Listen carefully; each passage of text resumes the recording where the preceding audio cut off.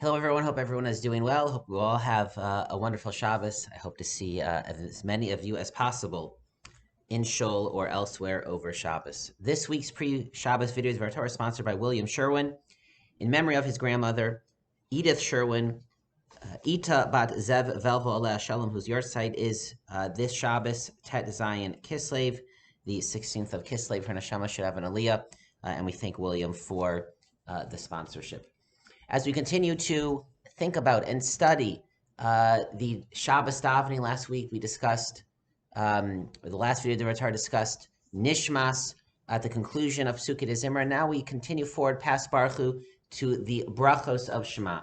And the brachos of Shema on Shabbos morning are very similar and follow the same pattern as a regular day. However, there's an expanded form of them as part of our Shabbos davening, especially the first bracha Yotzer Ma'orot, the bracha about Hashem as the creator of the luminaries, the stars, the sun and the moon, and the creator of the world in general. The bracha begins with the same opening line, Baruch atah Hashem Elokeinu melech haolam.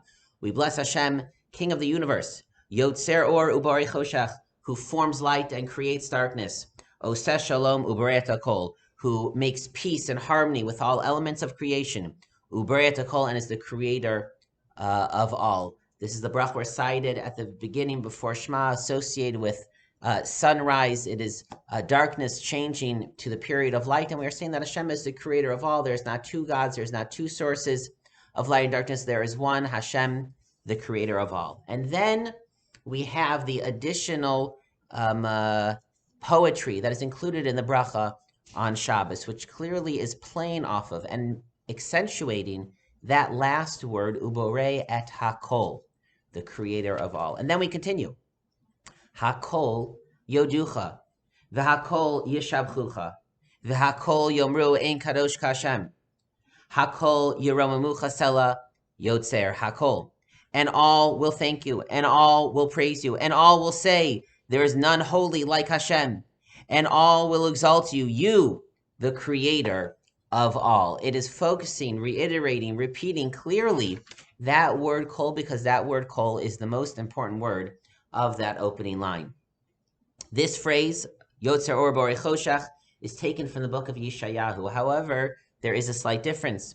There it says that God is the creator of light and darkness, Oseh Shalom, the maker of peace, Uborei et hara. Incredibly, the Navi Yeshayahu says, and God is the creator of Ra, of bad, of evil, of tragedy, of pain. And it's a incredible statement meant to stress that there is nothing, however we understand it, however much we struggle with this, but there is no force of evil or destruction outside of Hashem. The sages toned that down, softened the statement, and transformed it to Borei et hakol, the creator of all. And that is what this bracha is about in two ways. Again, it is meant to unify Yom V'Laila, day and night, in the morning, the time of transition, these two time periods and all that they symbolize, light and life and peace and security, and darkness and fear and pain and sadness. All of that is unified under the one creation, Ein Kadosh Hashem, the one holy God Hashem. However, there's another aspect to it. This bracha is about the luminaries, Yotzer HaMa'orot, the sun, the moon, the stars. And on the one hand, the sun and the moon and the stars are the most beautiful, amazing, majestic, heavenly creations of Hashem. In Tehillim we say, Ma'adir Shimcha b'chol aretz, Asher Tanah Hodcha l'Shamayim. God, you have placed your glory upon the heavens. Ki er'eh shamecha masei etzbosecha. I see the heavens as the work of your fingers. Every star is like the place that God's finger touched the sky. You can look up at the starry sky, the beautiful, clear sky with a beautiful, powerful sun, and see the majesty, incredible beauty of Hashem and Hashem's creations.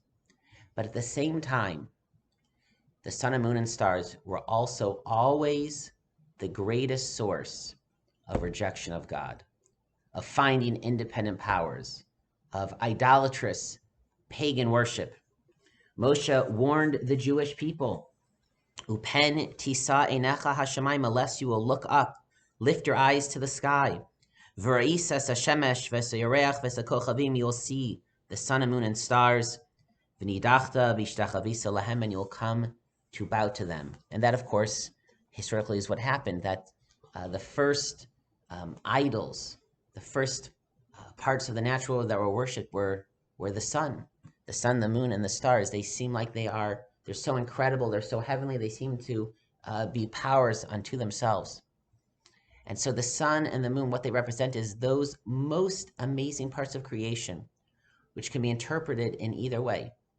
That either can be seen as independent forces outside of God that lead one to idolatrous pagan worship, or they can be seen as sources of inspiration to see the most majestic, incredible, inspiring aspects of Hashem's creation. And so this bracha is meant to accentuate Hakol, everything, the entire universe, even the sun and the moon. Don't think that they are independent forces, just the opposite. Pe'er v'chavod nosnim lishmo, tzahalav harina lezecher malchuso. Splendor and glory do they bestow upon his name. The sun and the moon, they're singing to God. Jubilation and glad song upon the mention of his reign. They too, they're singing to Hashem. There are experiences, there are parts of life, there are parts of this world that some people will see and interpret and experience and see as a proof, chas v'shalom, against God, that there's some force other God, that God is absent. And yet there are others who will see those same experiences, same pieces of the natural world, same evidence, and see it as just the opposite, as proof that God exists, or as ways to feel God's closeness. And this bracha is to say, Hakol yoducha, v'akol yishabchucha, v'akol yomer ein kadosh kashem. Everything can be used as a way to point us back to Hashem, to praise Hashem, to feel close to Hashem. There are times when we feel challenged and we're not sure what the right thing is to do. And in some ways we feel that Hashem is absent, and his way to feel that Hashem is distant and he's not here and he has abandoned us. Or one can take such an experience and feel that Hashem is not next to me, but he's right behind me and he's watching me to see what I will do. And this is the greatest and incredible opportunity to find Hashem and to make Hashem proud. Or there's some things that are so beautiful and so amazing that they may distract us from Hashem. Or we may have accomplishments that we feel so proud. We feel like, I have done it. But that wonderful feeling of I have done it hides Hashem's hand in it. And we are supposed to find Hashem in such experiences also, that I did it with Hashem. Hashem was here. There's no part of the world that we cannot look out at, and it's hard. There are some things labeled as Ra. So I don't mean to minimize the challenge of some experiences. But what this bracha is meant to emphasize, the article of faith, is that ultimately Hashem is the source of all, and everything and anything is a way to return to Hashem. Hakol yaducha v'akol yishabchucha. That word, everything, that is what this bracha is about, and that is what we sing, especially with greater emphasis, with greater poetry, with greater song, every Shabbos in our brachos as we prepare for Shema. Good Shabbos, everyone, and Shabbat Shalom.